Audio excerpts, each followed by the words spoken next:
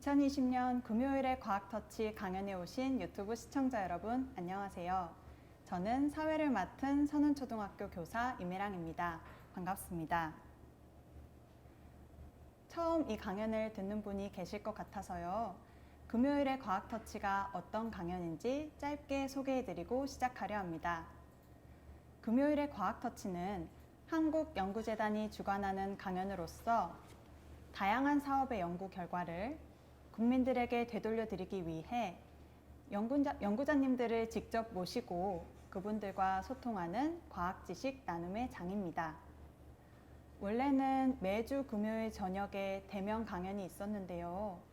올해는 코로나19로 인하여 강연 횟수도 줄어들고 이렇게 온라인 강연으로 대체되어서 너무 아쉽습니다. 하지만 이렇게 실시간 온라인 강연으로나마 만나 뵙게 되어서 다행이라고 생각합니다. 강연을 시작하기 전에 한 가지 안내 말씀 드립니다. 강연을 들으시면서 궁금한 내용이 생기시면 실시간 채팅창에 글을 남겨주세요. 강연이 끝난 후에 질의응답하는 시간에 교수님과 이야기를 나눠보도록 하겠습니다. 그럼 오늘 강연을 해주실 광주과학기술원 박대호 교수님을 모셔보겠습니다. 안녕하세요, 교수님. 예, 안녕하세요. 네, 교수님, 오늘 세포 신호 전달, 세포 속의 기계공학이라는 주제로 강연을 해주시기로 하셨는데요. 오늘 어떤 강연 내용인지 간단하게 소개 부탁드려도 될까요? 예, 세포 신호 전달 기계공학 이렇게 들어보니까 되게 거창하게 들리는데요. 또 여러분들 기대도 많이 했을 것 같고, 근데 강연을 끝까지 듣고서라도 좀 실망을 안 했으면 합니다. 이제 세포가 신호 전달을 하는 방법은 여러 가지가 있는데요. 사람 같은 경우는 눈, 코, 입, 오감을 통해 가지고 다른 사람과 의사소통을 하거나 아니면 주변 상황을 인지하게 됩니다. 근데 세포 같은 경우는 이제 그런 오감기관이 없기 때문에 우리가 흔히 말하는 생화학적 결합에 의해서 신호 전달을 합니다. 근데 이제 우리 랩에서 최근에 이제 연구한 실험 결과에 따르면 이런 신호 전달이 단순하게 생화학적 결합뿐만 아니라 어떠한 기계적인 힘에 의해서 조절된다는 것을 발견을 하였습니다. 그래서 오늘은 그러한 내용에 대해서 말씀을 드릴까 합니다. 네, 교수님 말씀을 듣고 나니 세포들이 어떻게 신호 전달을 할까 강연 내용이 궁금해졌습니다. 네, 오늘의 강연 내용이 기대가 되는데요. 그럼 교수님을 모시고 강연 시작해 보도록 하겠습니다.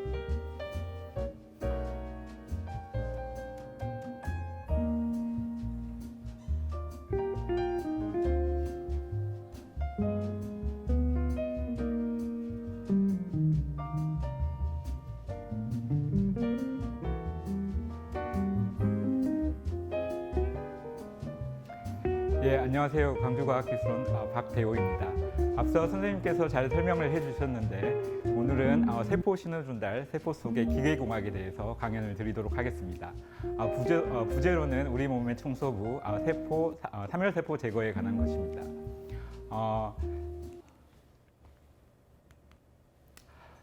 이제 본 내용에 들어가기 앞서서 간단하게 여러 가지 좀 얘기를 해드릴까 하는데요. 여러분들 어떠세요? 여러분들 엄마한테서 태어나서 지금 초등학교, 중학교, 고등학교, 더 커서는 이제 대학교까지 다니겠죠. 그래서 이러한 성장과 노화의 과정을 거치게 됩니다.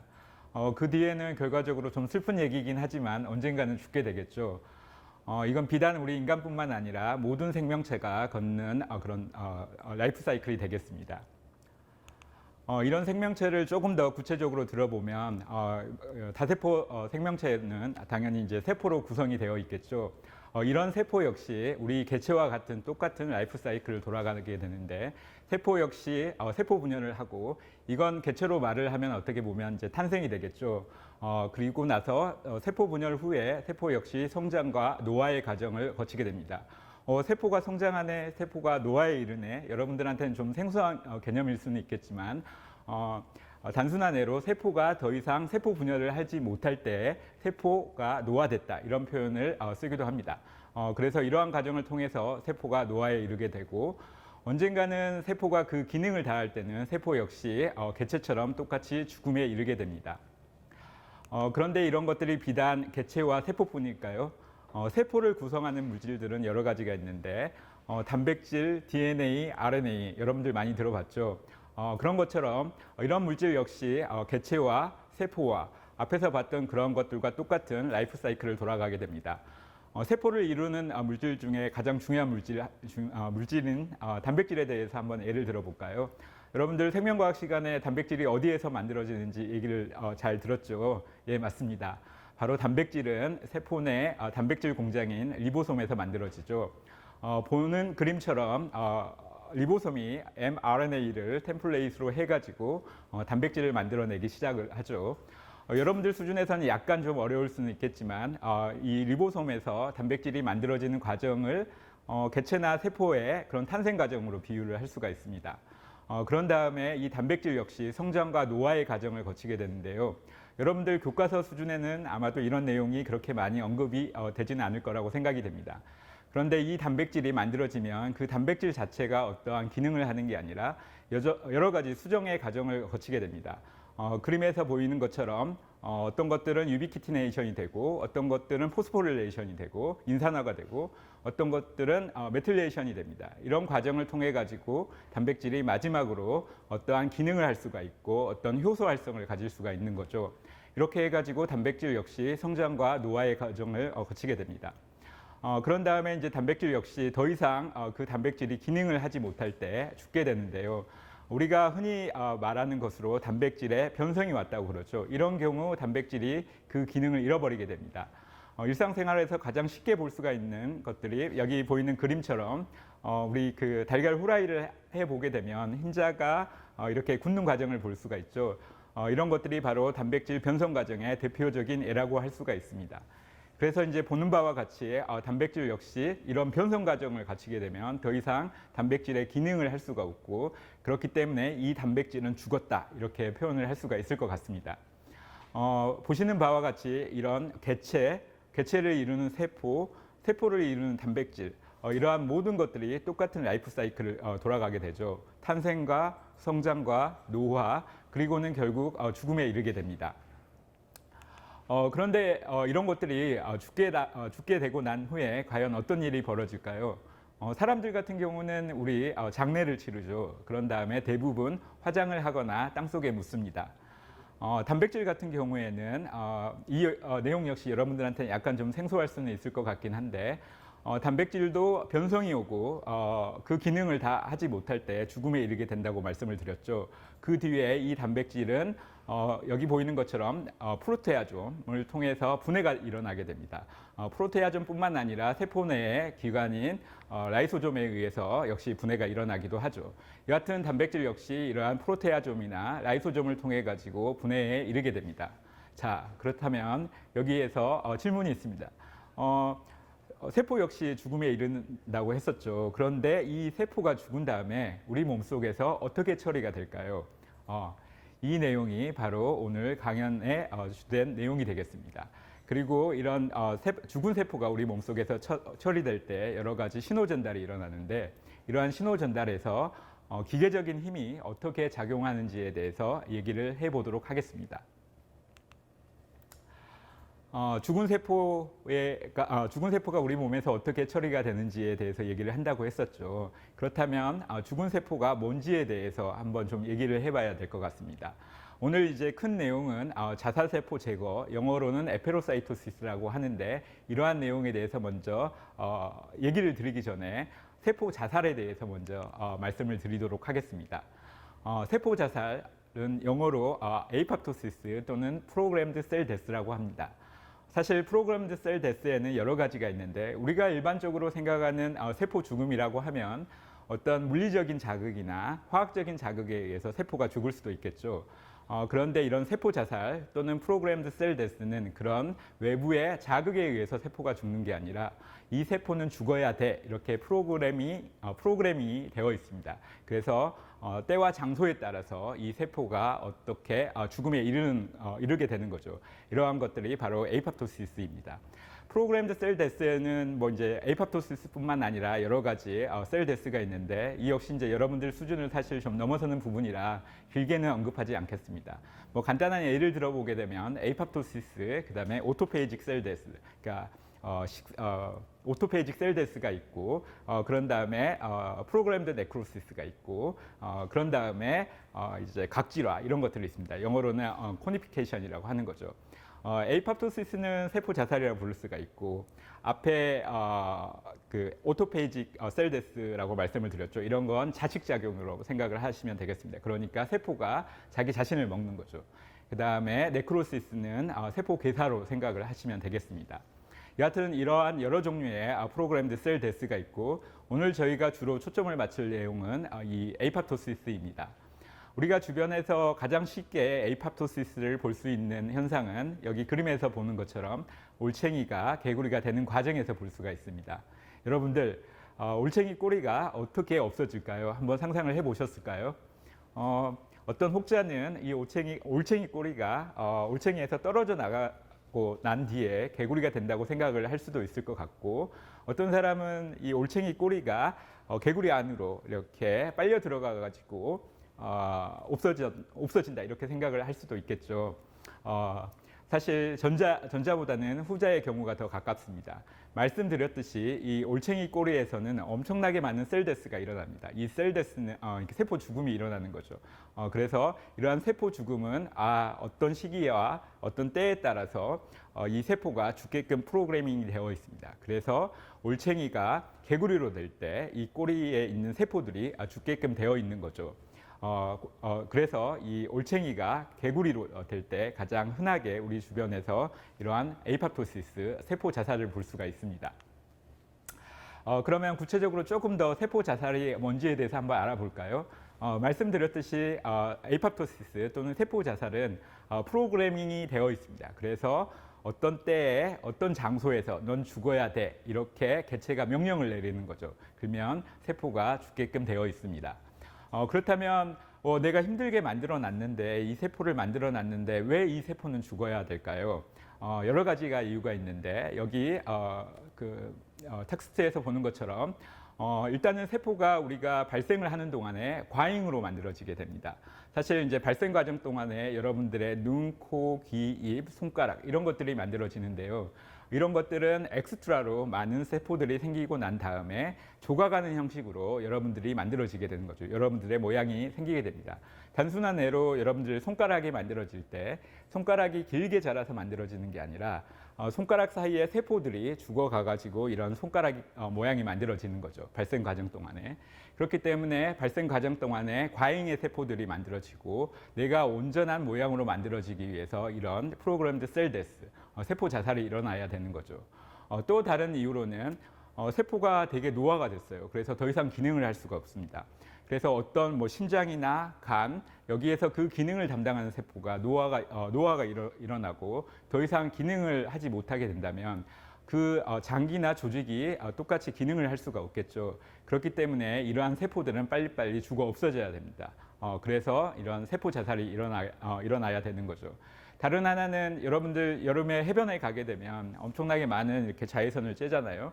그러면 세포가 데미지를 입게 됩니다. 이런 세포는 아마도 계속해서 우리 몸에 남아 있게 되면 암 세포로 발전을 할 수가 있기 때문에 발전을 할 수가 있죠.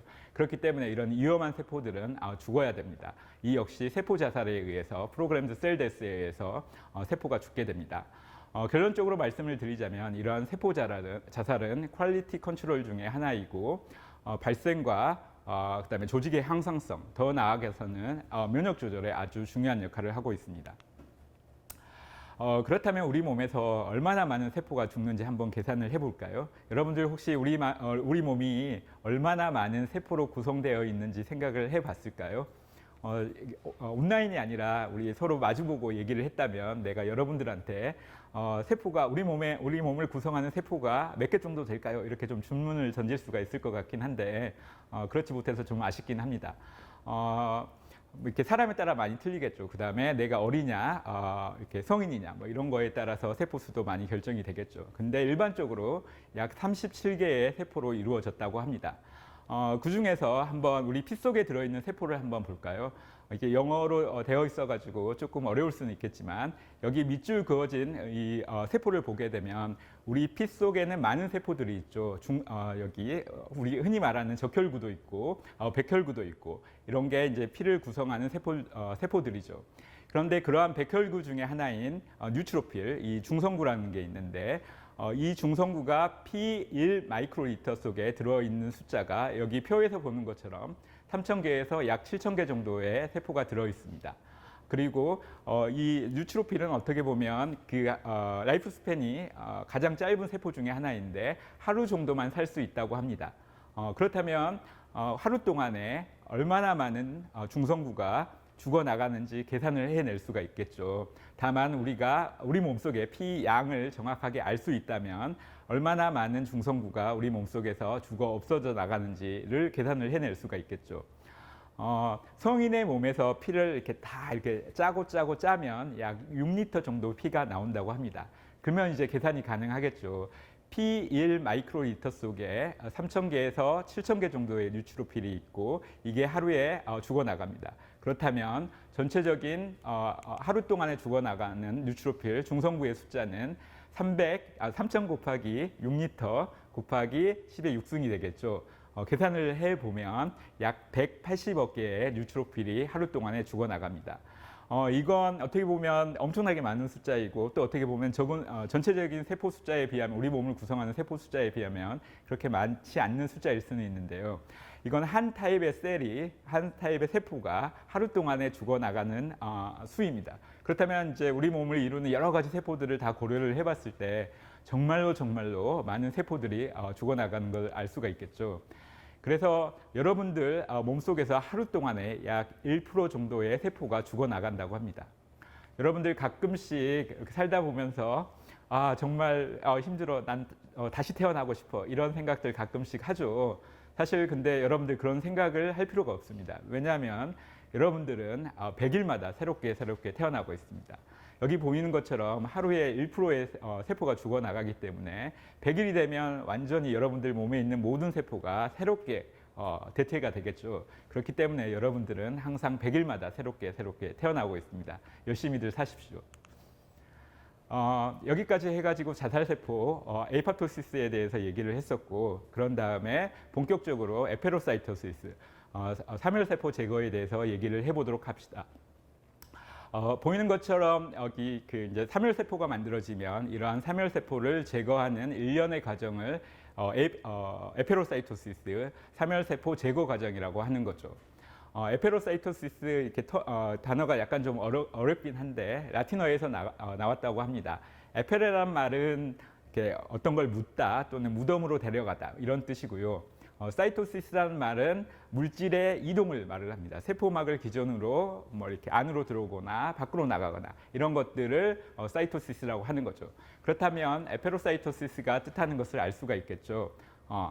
어떤 것들을 이렇게 세포 안으로 들어와서 묻어버리는 이런 현상을 에페로사이토시스라고 하는 거죠. 그래서 에페로사이토시스는 사실 식세포라는 세포가 존재를 하고 이 식세포가 사멸세포를 잡아먹는, 없애는 그러한 일련의 현상을 말을 하게 됩니다. 그래서 보게 되면 그 인간의 몸에서는 수천억 개의 세포들이 하루 동안에 만들어진다고 했었죠. 그리고 이러한 세포들이 만들어지자마자 이러한 에페로사이토시스 과정을 통해서 없어지게 됩니다. 그렇다면 이러한 사멸세포들은 어떠한 세포들에 의해서 제거가 될까요? 말씀드렸듯이 제가 통칭해가지고 식세포라고 했었는데 이러한 식세포에는 프로페셔널한 식세포가 있고 난 프로페셔널한 식세포가 있습니다. 예로 프로페셔널한 식세포를 예를 들어보게 되면 대식세포, 수지상세포 이러한 세포들이 이러한 사멸세포를 먹게끔 아주 잘 디자인이 되어 있는 거죠. 이러한 세포들이 사멸세포를 제거하게 됩니다. 그렇다면 이런 사멸세포 제거는 언제 일어날까요? 말씀드렸듯이 사멸세포가 언제든지 만들어질 수 있기 때문에 이 에페로사이토시스는 그와 수반되는 현상입니다. 그렇기 때문에 일생 동안에 이러한 에페로사이토시스가 같이 일어나게 되는 거죠. 특히나 우리 몸에서 셀룰러 턴오버, 그러니까 세포 죽음이 아주 활발하게 일어나는 조직에서 많이 일어나는데요. 눈이나 흉선, 그리고 본메로, 그러니까 골수 이런 데서 에페로사이토시스가 아주 활발하게 일어나는 것으로 알려져 있습니다. 말씀드렸듯이 에이파토시스, 세포 자살이 발생 조직 항상성에 매우 중요하기 때문에 이 에페로사이토시스, 사멸세포 제거 역시 똑같이 발생과 항상성에 되게 중요하게 작용을 하겠죠. 그렇다면 이렇게 사멸세포가 만들어지면 그런 일련의 과정을 통해서 자살세포가 없어지게 되는데 이러한 것들이 왜 중요하고 이러한 것들의 결함이 생겼을 때 어떻게 될까요? 여기 보이는 것처럼 에페로사이토시스, 사멸세포 제거에 결함이 생기게 되면 여러 가지 질병이 일어나게 됩니다. 그 대표적인 질병 중에 하나는 여기 보이는 것처럼 류마티즘, 그다음에 루푸스 이러한 자가 면역 질환 질병이 생기게 됩니다. 그러면 간단하게 이런 그 세포 자살 사멸세포들이 어떻게 제거가 되는지 이 그림을 통해서 간단하게 보도록 합시다. 사멸세포가 생기게 되면 이게 가만히 있어서 처리가 되는 게 아니라 액티브하게 파고사이트, 그러니까 식세포를 리크루트하게 됩니다. 이렇게 해서 유도 과정이 일어나게 되고 그 다음에 인지된 그 다음에 이렇게 유도된 식세포가 사멸세포를 인지하게 되는데 이 과정이 어떻게 보면 가장 중요한 단계입니다. 왜냐하면 우리 몸에는 살아있는 세포도 있고 죽어있는 세포도 있을 텐데 죽어있는 세포만 특이적으로 없애야 되겠죠. 그렇기 때문에 인지 과정이 매우 중요하게 작용을 하고 있습니다. 그런 다음에 이런 사멸세포들은 다운스트림에 하이 신호에 있는 여러 가지 몰레큘들을 활성화시키고 이것들이 파고사이트를 통해 가지고 인지된 사멸세포를 세포 안쪽으로 함입을 하도록 만들어내게 됩니다. 그런 다음에 함입된 사멸세포는 식세포 안에서 라이소솜이 여러 가지 소화 효소들을 가지고 있죠. 이러한 소화 효소들을 통해 가지고 사멸세포가 마침내 식세포 안에서 분해가 되게 됩니다. 말씀드렸듯이 이 에페로사이토시스 사멸세포 제거 과정 동안에 식세포가 사멸세포를 인지하는 과정이 되게 중요한데요. 이전 동안에서는 이러한 인지 과정 또는 그 인지된 후에 하이 신호 전달이 어떻게 되는지에 대해서 많은 연구가 있었고 사실상 단백질 결합, 그러니까 그러니까 생화학적 결합이 아주 중요하게 작용한다는 것을 알 수가 있었습니다. 여기 보이는 그림에서처럼 세포가 하나 있고 이 세포가 외부의 다른 세포 또는 외부의 기질 또는 외부의 어떤 물질과 상호작용을 통해 가지고 신호 전달을 만들어내게 되는데 지금까지의 연구는 단순하게 이러한 물질들이 이렇게 식세포에 있는 또는 세포에 있는 수용체의 결합만으로 신호 전달이 이루어진다 이렇게 연구가 진행되었습니다. 그런데 여기에 어떤 기계적인 힘이 작용을 하는지 안 하는지에 대한 연구는 이루어지지 않았고 사실상 식세포가 사멸세포를 제거를 할 때 식세포의 크기랑 사멸세포의 크기는 거의 유사합니다. 그렇기 때문에 식세포가 사멸세포를 이렇게 함입을 할 때 엄청나게 많은 이렇게 움직임이 있어야 되는데 이럴 때 어떠한 기계적인 힘이 작용하지 않을까라는 생각을 하게 되었습니다. 그래서 이 그림으로 간단하게 이렇게 보여드리면 우리가 사람을 만나서 악수를 하죠. 그래서 우리가 이 사람이 어떤 사람인지를 보려고 하면 그냥 뭐 친한 사람이면 뭐 처음 보고 그냥 그런 사람이면 간단하게 그냥 악수 정도 할 수가 있겠죠. 근데 이 사람이 정말 내가 보고 싶은 사람이고 친한 사람이에요. 그러면은 뭔가 다른 제스처를 취할 수가 있겠죠. 조금 더 강하게 악수를 한다거나 아니면 껴안는다거나 그러한 힘이 더 들어갈 수가 있겠죠. 이런 과정을 통해 가지고 이 사람이랑 나의 관계가 어떤지를 좀 판별을 할 수가 있겠죠. 그래서 세포에서도 혹시나 이러한 힘이 작용을 해가지고 어떠한 신호를 만들어내지 않을까 하는 생각을 하게 되었습니다. 그렇다면 세포에서 이 힘을 어떻게 측정을 할까요? 여기 보이면 세포에 작용하는 힘을 측정하는 방법이 그림으로 표시가 되어 있는데 여기 이렇게 밧줄이 있습니다. 하나는 10뉴턴을 견딜 수 있는 밧줄이고 다른 하나는 20뉴턴을 견딜 수 있는 밧줄입니다. 그래서 여기에다 추를 달아보게 되면 10뉴턴 밧줄은 끊어져 버려요. 추를 달면. 근데 20뉴턴짜리는 끊어지지 않습니다. 그렇다면 이 추의 무게 또는 이 추에 작용하는 힘은 10뉴턴과 20뉴턴 사이에 그 사이에 있는 어떠한 힘이 작용을 한다 이렇게 생각을 할 수가 있겠죠. 그래서 이러한 방법을 통해 가지고 힘을 측정을 할 수가 있습니다. 근데 보이는 것처럼 사실 세포 간에 또는 분자 간에 또는 단백질 간에 이 세포는 엄청나게 작습니다. 힘의 단위인 뉴턴은 사실 1kg의 물체를 1m의 가속으로 1m 옮기는 힘의 크기죠. 그렇기 때문에 이 뉴턴을 그대로 이렇게 세포에 적용을 할 수가 없습니다. 그래서 아주 작은 힘의 단위인 피코 뉴턴을 쓰고 또 이러한 힘을 측정할 수 있는 어떠한 측정 기계가 있어야 되겠죠. 그걸 우리가 흔히 알고 있는 어떤 이런 기계를 통해 가지고 잴 수는 없습니다. 그렇기 때문에 여기 보이는 것처럼 DNA 이중 나선을 이용을 해 가지고 힘을 측정을 할 수가 있습니다. 보는 것처럼 여기 하나는 그러니까 리간드랑 그다음에 이 DNA랑 같은 쪽에 이렇게 결합이 되어 있고 다른 하나는 이렇게 양극단에 결합이 되어 있죠. 그래서 보이는 것처럼 이 DNA 더블 스트랜드 이중 나선을 이렇게 뜯어내는 힘의 크기가 각각 다르게 작용을 합니다. 하나는 12 피코뉴턴이 작용을 하고 다른 밑에 있는 그림에서는 56 피코뉴턴이 작용을 해야지 이 DNA를 뜯어낼 수가 있는 거죠. 여러분들 쉽게 생각을 해가지고 과자 봉지를 생각을 하면 됩니다. 과자 봉지를 이렇게 뜯을 때 여러분들 입구를 이렇게 쥐고 이렇게 뜯는 게 훨씬 더 적은 힘으로 과자 봉지를 뜯을 수가 있죠. 반면에 꼭지랑 밑에 부분을 자꾸 이렇게 과자 봉지를 열어보려고 하면 죽어도 안 열리죠. 마찬가지 이치입니다. 그래서 적은 힘으로도 열 수 있는 게 위에 그런 DNA의 구조가 되겠고 더 많은 힘이 필요한 게 아래에 그런 DNA의 구조가 되겠습니다. 여하튼 이러한 DNA 이렇게 장력 측정 또는 기계적인 힘 측정 툴을 이용을 해가지고 세포 사이에 작용하는 그런 힘을 측정을 할 수가 있습니다.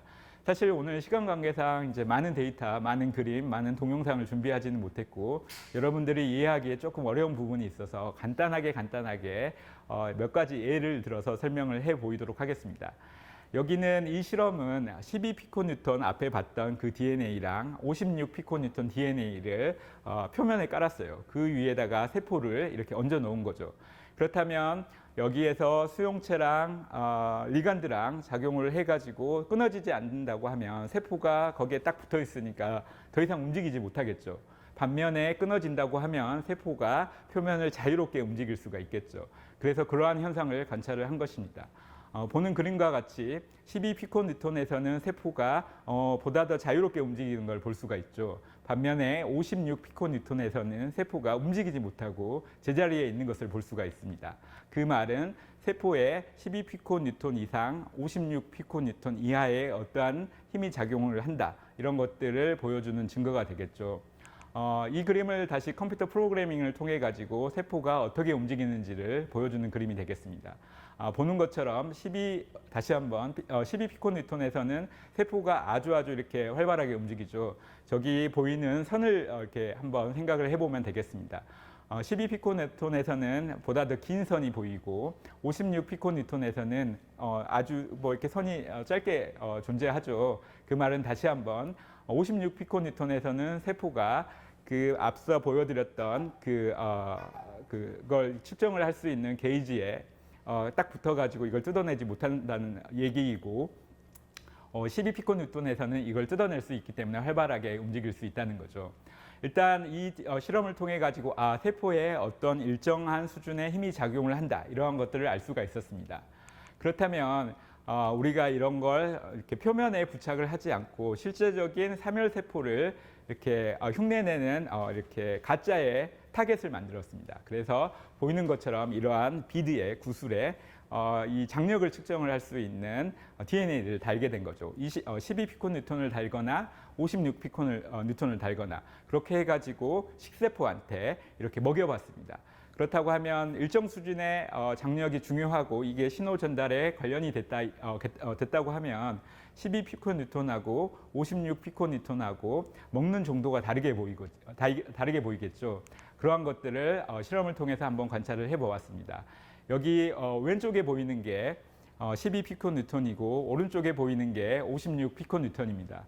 그림에서 보는 것, 이렇게 동영상에서 보는 것처럼 12피코뉴턴에서는 세포가 이 비드를 인지를 하긴 하지만 먹지를 못합니다. 보는 것처럼 표면에 다 붙어 있는 거죠. 근데 56피코뉴턴에서는 이 비드가 세포 안에 들어가 있는 것을 볼 수가 있습니다. 이거 그림 보기가 조금 어렵다고요. 그렇다면 조금 더 큰 그림을 통해서 한번 보도록 하겠습니다. 12피코뉴턴짜리 비드를 먹인 거랑 56피코뉴턴짜리 비드를 먹인 거랑 어떠세요? 다르게 보이죠? 12피코뉴턴은 세포 주변에만 이렇게 결합만 되어 있습니다. 바인딩만 되어 있는 거죠. 근데 56피코뉴턴은 바인딩뿐만 아니라 이 결합된 비드가 세포 안으로 이렇게 아주 활발하게 들어가는 것을 볼 수가 있습니다. 그래서 이런 것들이 왜 차이가 날까 다시 한번 이제 보게 됐는데 세포막을 이렇게 GFP 그러니까 이렇게 녹색으로 이렇게 녹색 단백질로 표지를 했어요. 그런 다음에 12피코뉴턴, 56피코뉴턴이 왜 인걸프먼트가 다르게 일어나지를 봐보았습니다. 보는 것처럼 약간은 이제 전문가적인 그런 시야가 좀 필요하긴 한데 12피코뉴턴 저기 화살표를 보면 되겠습니다. 12피코뉴턴은 세포가 이걸 먹으려고 막 이렇게 멤브레인을 감싸는 걸 볼 수가 있어요. 근데 이걸 감싸다가 실패하고 이런 것들을 여러 번 반복하다가 끝내 먹지를 못합니다. 그래서 비드가 계속 바인딩만 결합만 해져 있는 거죠. 이에 반해서 56피코뉴턴짜리는 비드를 이제 세포가 먹으려고 식세포가 먹으려고 이렇게 팔을 뻘치게 되면 한 번에 다 감싸 안아가지고 세포 안으로 끌어들이게 됩니다. 그래서 이렇게 12피코뉴턴, 56피코뉴턴에서는 각각 다른 이렇게 그 타겟에 함입이 일어나는데 이게 이걸 이제 전문 용어로 파고사이틱 컵이라고 하는데 이 파고사이틱 컵에 영향을 미쳐가지고 이러한 현상이 일어난다는 것을 발견을 하였습니다. 그래서 이제 사실상 더 많은 얘기가 있긴 하지만 그건 이제 뭐 하이 신호 전달에 어떠한 단백질이 관련되어 있고 이 단백질이 어떠한 역할을 하기 때문에 우리가 앞서 동영상에 봤던 그런 현상이 일어나는지를 설명하는 데이터입니다. 여러분들 수준에서는 이걸 이해하기가 사실상 좀 어려울 것 같아서 그러니까 슬라이드에는 포함을 시키진 않았고 간단하게 말씀을 드리도록 하겠습니다.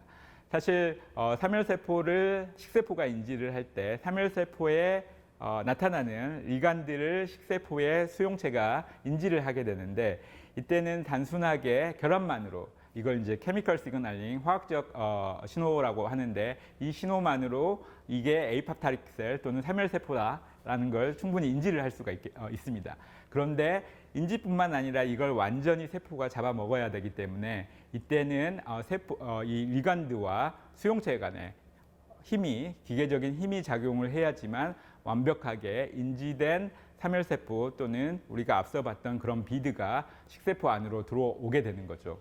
예, 이렇게 해가지고 지금까지 연구 내용에 대해서 말씀을 드렸습니다. 오늘 간단하게 다시 한번 지금까지 말씀드린 내용을 정리를 해보면 우리 에페로사이토시스에 대해서 정리를 했죠. 여러분들 되게 생소한 단어일 것 같긴 한데 에페로사이토시스라 하면 우리 몸에서 죽은 세포가 생겼을 때 식세포가 이 죽은 세포를 잡아먹는 현상을 에페로사이토시스라고 하는 거죠.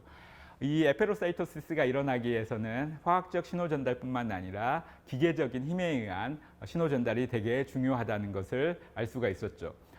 이렇게 해가지고 정리를 하자면 사멸세포 제거 시에서는 사멸세포를 인지하는 데는 화학적인 시그널이 충분하지만 인지된 사멸세포를 완전히 세포 내로 함입을 하는 데에는 기계적인 힘이 작용을 하고 이러한 기계적인 힘이 화학적인 결합에 의해서 만들어진 신호를 조절을 함으로써 완전히 함입을 할 수 있다. 이러한 내용이 되겠습니다.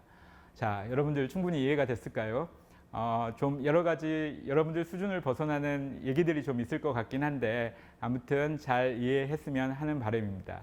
여기까지 해가지고 오늘 강연을 마치도록 하겠습니다. 감사합니다.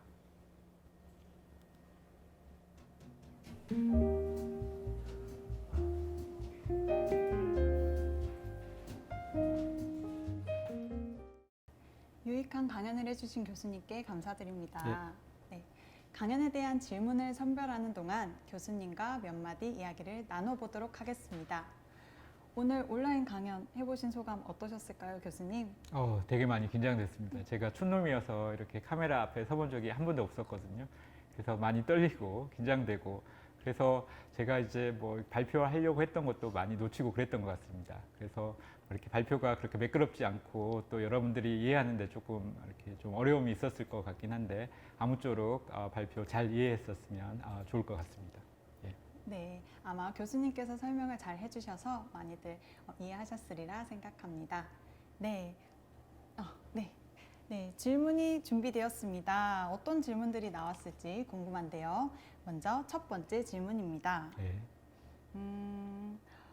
암도 자살세포 제거가 잘 일어나지 않으면 발생하는 질병들 중 하나인가요, 교수님? 어떤 학생이 질문을 했는지는 모르겠는데 아주 정말 좋은 질문입니다. 간단하게 제가 왜 자살세포가 생기는지에 대해서 얘기를 했었죠. 그래서 뭐 이제 과잉으로 생산되는 뭐 세포들 또는 노화된 세포 그런 다음에 또 데미지를 입은 그러니까 어떤 그 손상을 입은 세포들에서 이런 자살이 일어나는데 암의 그 발병 기전 중에 하나가 제가 예를 들어서 하나 설명을 해드리긴 했었는데 우리 여름에 해수욕장 많이 가잖아요. 그러면 거기에 가서 햇볕에 되게 많이 노출이 되죠. 특히 이 햇볕에 있는 UV 자외선이 우리 세포 속에 있는 DNA에 엄청나게 많은 데미지를 주게 되는데 이 DNA 데미지에 그러니까 DNA에 손상이 가게 되면 세포 자살 프로그램이 작동을 하게 됩니다. 근데 이제 somehow 이 그 데미지가 그러니까 피해가 너무 크다 보면은 세포가 그러니까 제가 잠깐 정리를 하겠습니다. 그러니까 이런 그 UV가 DNA에 데미지를 주게 되는데 우리 세포는 그러한 데미지를 그런 손상을 복구할 수 있는 그런 메커니즘이 존재를 해요. 근데 이러한 복구 메커니즘의 어떤 한계치를 넘게 되면 세포가 더 이상 이건 이제 복구를 해봤자 별로 소용이 없겠구나. 내 한계를 넘어버렸어. 네. 그렇기 때문에 이 세포는 죽어야 되는 거죠. 여기에서 세포가 죽지 못하고 살아남게 되면 말씀드렸듯이 DNA에 데미지가 오게 되고 이건 그러면 이제 세포가 뭐 이상한 식으로 이렇게 증식을 하게 되는 거죠. 그래서 결과적으로 암세포로 발전을 하게 됩니다. 그래서 결론적으로 말씀을 드리게 되면 암세포는 세포 자살을 피한 그 메커니즘은 여러 가지가 있을 수 있습니다. 기전은 여러 가지가 있을 수 있죠. 그러한 기전을 회피한 그런 세포들이 암세포가 된다. 이렇게 말씀을 드릴 수가 있을 것 같습니다. 네. 정리하자면 죽어야 되는 세포가 죽지 못하고 암세포로 변이해서 나올 수 있다. 그렇죠, 그런 말들 그렇죠. 맞을까요? 예. 네, 정말 쉽게 설명해 주셨네요. 네, 두 번째 질문입니다. 자살세포의 수는 37개인가요? 정확히 몇 개인지 궁금합니다. 라고 질문을 남겨주셨어요. 네. 제가 그 시간 관계상 많이 설명을 하지 못했고 제 발음이 정확하지 않아요. 그래서 여러분들 이렇게 그 강연을 들으면서 약간 좀 잘못 들은 것 같긴 한데 우리 몸을 구성하는 세포의 수, 그러니까 성인의 몸을 구성하는 세포의 수가 약 37개가 아니라 37조 개 정도 된다고 합니다.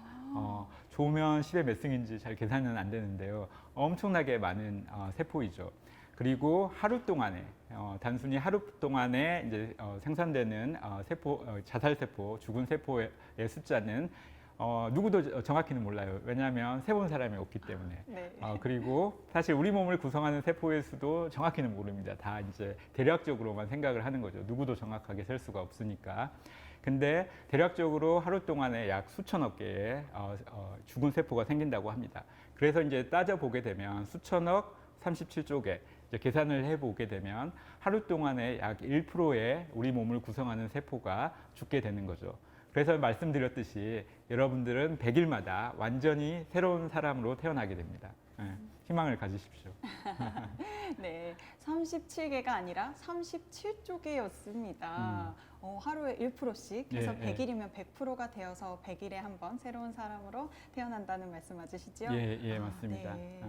저도 100일 뒤에 새로운 사람이 되는 게 기대가 되는데요. 먼저 이제 세 번째 질문 드리도록 하겠습니다. 세포 하나하나에 언제 자살하도록 독립적인 프로그래밍이 되어 있는 건가요? 아니면 프로그래밍을 담당하는 신체 기관 어딘가에서 일괄적으로 신호를 주는 건가요? 라는 질문을 남겨주셨습니다. 질문은 정말 제가 좀 대답하기에는 어려운 질문인 것 같긴 한데 이렇게 큰 틀에서 개괄적으로 이렇게 제가 말씀을 드릴 수는 있을 것 같긴 합니다. 그러니까 세포 하나가 각각 개개로 어떤 프로그래밍이 되어 있다라기보다는 어떤 이제 그 주변의 환경 이제 이걸 이제 로컬 인바이러먼트 또는 마이크로 인바이러먼트 이런 식으로 표현을 하긴 하는데 그런 환경에서 이 세포가 죽게끔 어떠한 물질이 나오게 되는 거죠. 그래서 우리가 앞서 그 세포 자살이 일어나는 대표적인 예로 올챙이의 꼬리를 예로 들었었잖아요. 그래서 꼬리 주변에 이 세포 너희들은 꼬리를 구성하는 세포들은 죽어야 돼 하고 개구리 또는 올챙이 몸 쪽에서 그러한 것들이 계속해서 분비가 될 수가 있겠죠. 이러한 것들을 통해 가지고 세포가 죽음에 이르게 됩니다.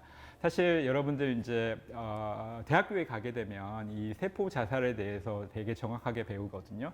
사실 이제 여러분들 수준을 뛰어넘는 부분이어 가지고 제가 더 이상 구체적으로 말씀을 드리진 않았지만 세포 자살을 일으키는 방법은 크게 두 가지가 있습니다. 네. 하나는 이제 외부의 어떤 자극에 의해서 세포 자살이 일어날 수도 있고 다른 하나는 내재적인 어떤 신호 전달에 의해서 세포 자살이 일어날 수가 있습니다. 말씀드렸듯이 우리가 해변에 나가가지고 햇볕을 많이 쬐게 되면 세포 자살이 일어날 수 있다고 했었잖아요. 이런 경우는 세포 내에 DNA 데미지, 그러니까 DNA 손상을 인지하고 이 손상이 복구가 불가능하다라고 판단이 되면 세포가 자살 프로그램을 작동을 하게 됩니다. 그렇게 하면은 이 세포는 내재적인 프로그램에 의해서 죽게 되는 거죠. 이에 반해서 이제 외재적인 어떤 자극에 의해서 세포가 죽을 수도 있긴 한데 그건 말씀드렸듯이 올챙이 꼬리가 없어지는 그런 쪽을 좀 생각을 하면 될 것 같습니다. 여기에 이제 관련되어 있는 여러 가지 라이간드, 수용체, 그다음에 하이 신호 전달, 뭐 이런 것들이 되게 자세히 잘 알려져 있습니다. 그래서 사실 좀 말해도 약간 쓸모없는 내용은 될 수는 있겠지만 이쪽 외부의 자극에 의해서 이렇게 세포 자살이 일어나는 게 뭐 이렇게 라이간드 뭐 이런 것들에 의해서 세포 자살이 외부의 자극에 의해서 이렇게 이루어질 수가 있습니다. 예. 그렇군요. 그러니까 다시 한번 이제 정리를 하자면 그 학생이 이제 질문했던 것처럼 한 세포에 의해서 독단적으로 세포 자살이 일어날 수도 있고 아니면은 그런 그 지역 또는 어떠한 이런 아주 좁은 지역에서 어떠한 이제 큐가 오는 거죠. 너는 죽어 이런 큐가 오게 되는 거죠. 그렇게 되면 세포가 죽을 수도 있습니다. 그러니까 그 질문한 내용은 맞을 수도 있고 틀릴 수도 있고 뭐 이렇게 생각을 하면 될 것 같습니다. 예. 네, 세포가 외부적인 환경에 의해서도 죽기도 하고 예. 내재적인 프로그래밍에 의해서도 죽기도 하는 다양한 방법으로 세포는 그러면 죽겠네요. 예, 맞습니다. 네, 그럼 이제 네 번째 질문 드리도록 하겠습니다. 건강한 세포 형성을 위해 우리가 할 수 있는 노력은 무엇이 있을까요, 교수님? 그건 제 연구 분야가 아니어가지고 잘 모르겠습니다. 건강한 세포를 만들려면 어떻게 해야 될까요? 글쎄요. 내가 어떻게 건강한 세포를 만들어야겠다 이렇게 우도해가지고 만들 수 있는 부분은 아닌 것 같아요. 여러분들 건강하게 살면 되겠죠. 열심히 운동하고 밥 골고루 먹고 또 열심히 운동하고 밥 골고루 먹고 뛰고 자고 뭐 이런 것들을 충실히 하면 몸이 알아서 건강한 세포를 만들지 않을까 합니다. 이건 이제 우리가 통제할 수 없는 어떤 부분이기 때문에 사실상 우리가 너 세포 건강해져라 뭐 이렇게 뭐 이렇게 말을 하는 게 좀 어려울 것 같긴 해요. 근데 뭐 그냥 우리가 일상적으로 하는 어떤 건강한 생활을 하게 되면 우리 몸에서 건강한 세포가 만들어지지 않을까 하는 생각입니다. 예. 네, 역시나 잘 먹고 잘 자고 또 운동도 열심히 하고 예, 그러면 건강한 몸이 되고 건강한 세포가 된다고 말씀해 주셨습니다. 마지막 5번째 질문인데요. 피부 각질이나 비듬도 자살 세포라고 할 수 있을까요? 그 제 전문 분야는 아닌 것 같긴 한데 제가 서두에 이제 이런 자살 세포 또는 이제 사멸 세포 제거 이런 것들에 대해서 백그라운드에 대해서 설명을 드릴 때 이런 셀데스 세포 죽음에 대해서 얘기를 했었죠. 그래서 아주 크게는 이제 세포 죽음은 크게 2가지로 나뉠 수가 있어요. 이게 이제 프로그래밍이 되어 있느냐 아니면 액시던트 그러니까 어떤 사고로 의해서 세포가 죽을 수 있냐 이 2가지가 되어 있는 것 같거든요. 그래서 사고라 하면은 내가 예를 들어서 선생님을 세게 이렇게 때렸다고 네. 생각을 하면 이쪽 부분에 어떤 엄청나게 강한 물리적인 힘이 작용을 하겠죠. 이렇게 하면 세포가 죽을 수 있습니다. 이러한 것들을 이제 뭐 세포 괴사라고 하는 거죠. 또 다른 건 우리 그 화장실 청소할 때 쓰는 락스 있죠. 락스 같은 거 뭐 이렇게 세포에다 치면 당연히 죽겠죠. 이런 거 역시 어떤 화학적인 자극에 의해서 세포가 죽게 되는 거죠. 그래서 이렇게 외부의 자극에 의해서 세포가 죽을 수가 있고 다른 하나는 세포 죽음으로 이렇게 프로그래밍이 되어 있다고 했었잖아요. 이런 프로그래밍에는 크게 이제 4가지 죽음이 있습니다. 말했듯이 에이팝토시스 세포 자살이 있고 그다음에 그 오토페이직 셀 데스라 해서 세포가 세포 자신을 먹는 게 있어요. 그러니까 내가 배고프면 내 몸속에 있는 장기를 먹는 현상이랑 비슷합니다. 이게 너무 과도하다 보면 이제 세포가 결국 죽음에 이르게 되는 거죠. 또 한 가지는 이제 뭐 세포 괴사라고 네크로시스 괴사라고 표현을 하긴 하는데 물리적인 화학적인 자극에 의한 괴사가 있고 프로그래밍에 의한 괴사가 있습니다. 이렇게 해서 세포가 죽는 방법이 있고 다른 하나는 그 각질이나 비듬 같은 경우인데 이걸 이제 그 전문 용어로 코니피케이션 우리말로 표현을 하면 뭐 각질화 이렇게 표현을 할 수가 있겠습니다. 그래서 이 각질화 역시 세포 자살이고 프로그램드 셀 데스입니다. 사실 우리 피부가 만들어질 때 가장 피부의 바깥층에는 죽은 세포들이 존재를 하게 됩니다. 이건 이제 어떻게 보면 외부와 내 몸을 이렇게 구분짓는 어떤 그 장벽으로 작용을 하는 거죠. 그래서 내 그 피부 안쪽에 있는 세포들이 공격을 못 받게끔 만들어내는 거죠. 그래서 어떻게 보면 이런 피부 가장 바깥층에 그런 그 각질을 만들어내는 게 이제 필요한 거죠. 그래서 이런 각질이 만들어질 때도 이게 단순히 뭐 이렇게 죽는 게 아니라 의도적으로 우리 몸이 그 각질을 만들어냅니다. 이 베리어를 만들어내야 되기 때문에 이런 걸 이제 전문 용어로 코니피케이션이라고 하는 거죠. 각질화. 그래서 이제 각질 같은 경우 역시 그 이제 질문하는 학생처럼 프로그램드 셀 데스. 근데 이제 이게 텀이 약간 좀 헷갈리긴 한데 세포 자살이 제가 프로그램드 셀 데스라고 했잖아요. 근데 이제 엄밀히 따지면 세포 자살은 프로그램드 셀 데스 중에 하나입니다.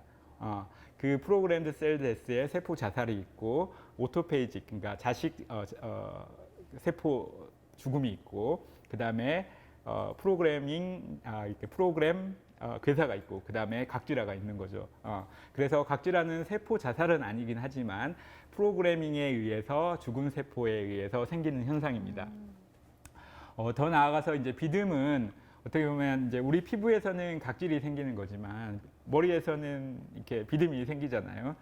이 비듬 역시 이 두피의 가장 바깥쪽에 있는 각질들이 이렇게 떨어져 나가는 거죠. 근데 이제 제가 의사는 아니기 때문에 어떤 사람은 각질이 막 이렇게 떨어지고 어떤 사람 그 비듬이 떨어지고 어떤 사람은 없는 거잖아요. 비듬 있는 사람들한테는 그게 사실 되게 스트레스죠.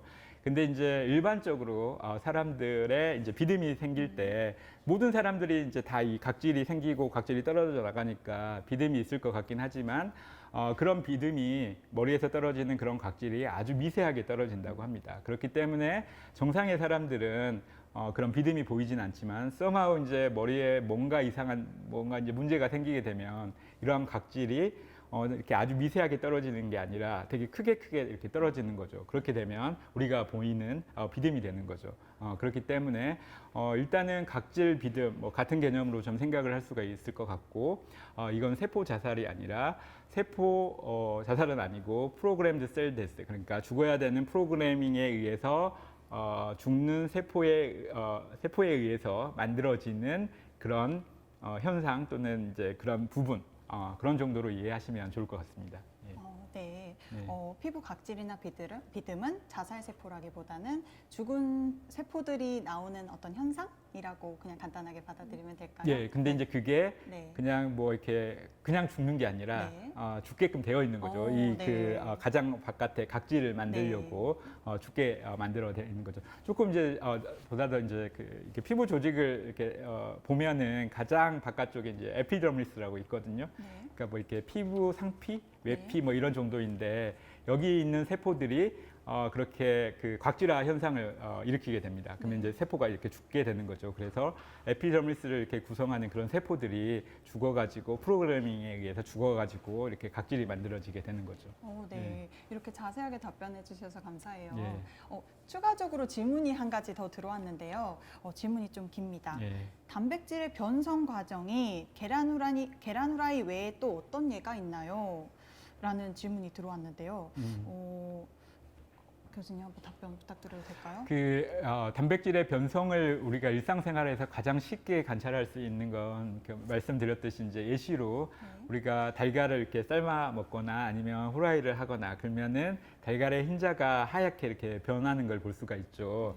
이건 이제 단백질 변성에 의해서 일어난다. 뭐 이렇게 표현을 하는 거고 우리가 일상생활에서 그러한 현상을 보는 것, 그러니까 그런 그러니까 이렇게 아주 극적인 이렇게 변화를 볼 수 있는 건 달걀이 아마 가장 그 이상적인 예이지 않을까 합니다. 네. 근데 그거 외에 어떤 다른 예를 이렇게 한번 들어보라 하면 약간 좀 어려운 부분이긴 하긴 한 것 같긴 하거든요. 어떤 예가 있을까요? 여하튼 글쎄 조금 더 생각을 해봐야 될 것 같긴 한데 죄송합니다. 그 단백질로 많이 구성되어 있는 어떤 것들, 그러니까 단백질은 되게 열에 약하거든요. 그래서 변성이 일어나게 됩니다. 변성이 일어났다고 하면 사실 이제 단백질이 우리 몸에서 할 수 있는 일들이 되게 많은데 크게 이제 두 가지로 좀 생각을 해볼 수가 있어요. 하나는 우리 몸을 이제 구성하는 어떤 골격을 만들어내는 거랑 다른 하나는 우리 몸속에 있는 모든 그 화학적인 반응들을 만들어내는 그런 역할을 하는 거죠. 이걸 이제 효소 활성이라고 그러는데 이런 두 가지 역할을 하게 됩니다. 근데 이제 이러한 단백질은 그 구조가 완벽해야 돼요. 만들어질 때 그런 3차적인 구조가 되게 완벽하게 이루어져 있어야 그런 어떤 이제 골격을 만들어내거나 아니면은 그런 효소 활성을 가질 수가 있는 거죠. 근데 여기에 어떤 이제 뭐 열이 가해진다거나 아니면 pH가 변한다거나 아니면은 또 뭐가 있을까요? 열이 가해지거나 pH가 변한다거나 이러면은 이제 단백질의 구조가 변하게 되는 거죠.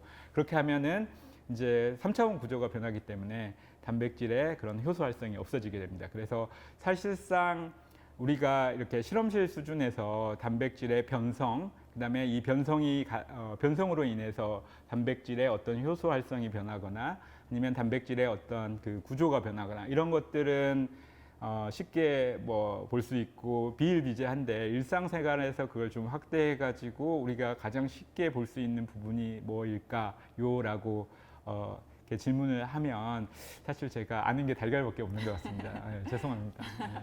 네, 단백질의 변성 과정의 대표는 계란 후라이다라고 말씀해 주셨습니다. 질문 한 개만 더 드릴게요. 괜찮습니다. 세포 자살 과정이 없으면 어떻게 되나요?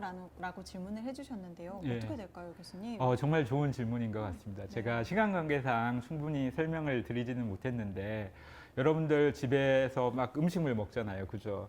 그래가지고 음식물 쓰레기 엄청나게 많이 나오죠. 이 음식물 쓰레기를 제때 치우지 않으면 어떻게 돼요? 엄청 냄새도 많이 나고 뭐 파리가 끓기도 하고 이 파리가 알라가지고 구더기도 생기고 엄청나게 지저분하죠. 네. 우리 몸에서도 유사한 현상이 일어납니다.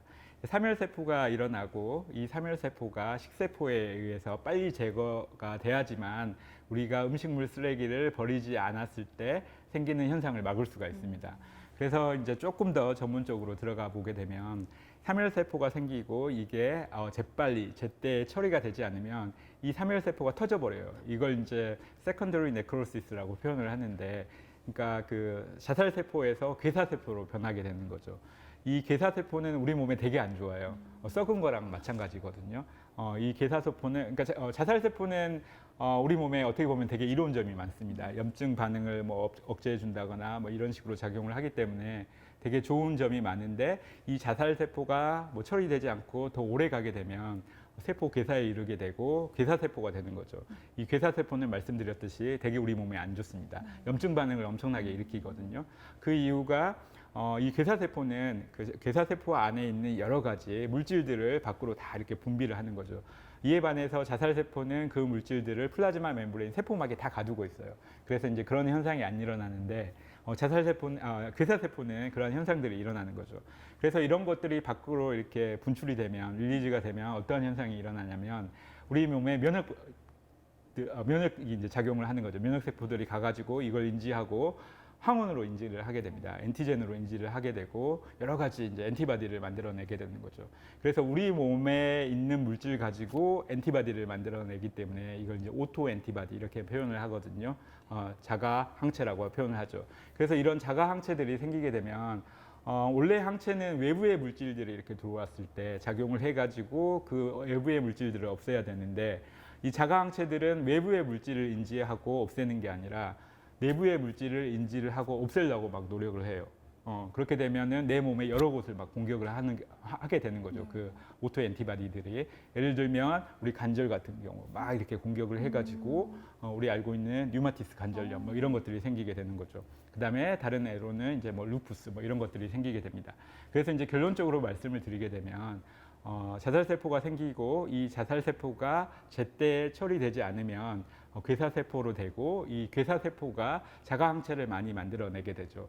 이 자가항체가 많아지게 되면 자가면역질환이 생기게 됩니다. 류마티스 관절염, 그다음에 루푸스 뭐 이런 것들이 생기게 되죠.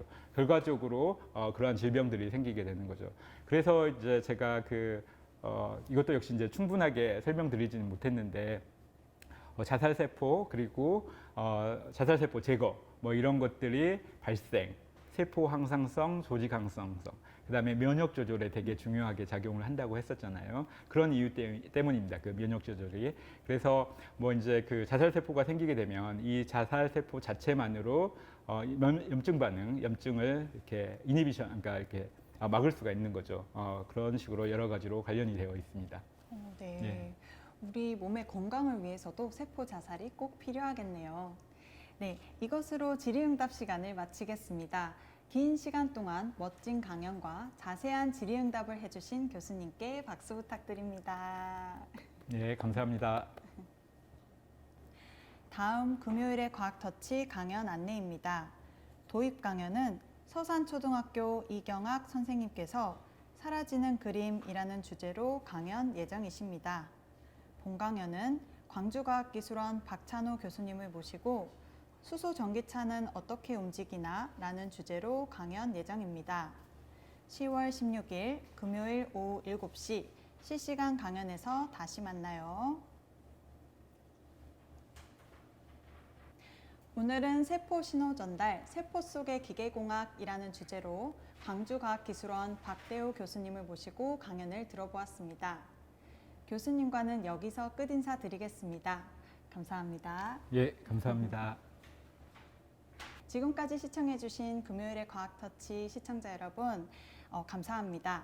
구독과 좋아요는 사랑입니다. 다음에 만나요.